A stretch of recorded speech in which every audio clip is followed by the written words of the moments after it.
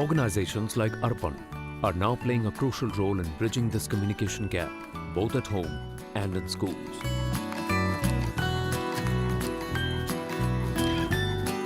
Arpan's been doing trainings across India to teach and train teachers and social workers, paraprofessionals, so that they can also implement the personal safety education program in their setups.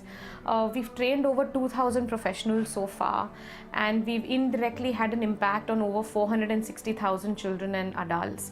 I'm hoping that we're able to do more and more of this kind of work across the country, so that our children grow up in a safe environment. In fact, children are very eager to know about their body and about personal safety. Children literally wait for our trainers to come to school so that they'll do the lesson plans. And what we've done is, through the personal safety education program, we don't really go into sexuality education, but we talk about names of private body parts. The idea is that we need to build a vocabulary so that children can use that to report. If a child doesn't know that, my private body part is called a penis or a vagina or buttocks or a chest, how am I going to go and tell somebody that somebody touched me on my chest? So it's very important to build that vocabulary, and that's what we do. And we help them understand that they are the boss of their bodies, and nobody can touch them if they do not approve.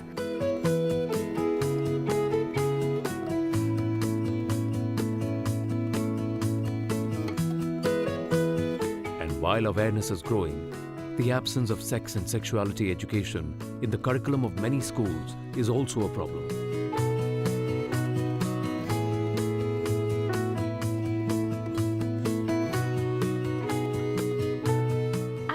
Hear too many schools teaching sexuality education in schools. I feel there are very few schools who are doing it. I definitely feel sexuality education is a very important topic and it must be taught in schools. I would also encourage parents to do it because it's a very intimate conversation. But if parents don't do it, then schools can take it upon themselves. I think there is still a hesitancy to talk about these things, and I think at some point we'll just have to overcome that and go do this, because there is no other way out. We will have to have children and adolescents understand this and participate in their safety. Otherwise, we'll have a lot of cases of sexual abuse and assault.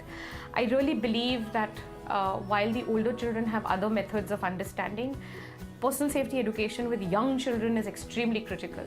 It needs to begin with pre-primary, go up to the primary and then secondary.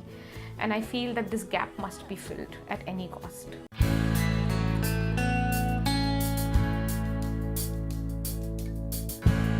And while all agree that therapy is absolutely essential for recovery from an experience of child sexual abuse, what about victims who come from poor backgrounds, who are not able to afford psychiatric or psychological assistance?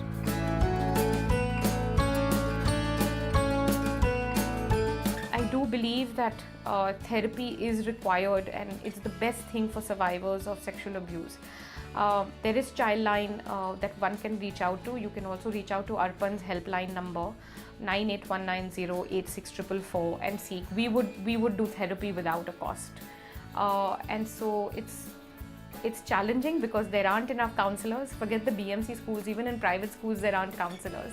And so this is a big problem, but it's important that schools hire counselors and make sure there's at least one counselor in the school so that we can help children get through this.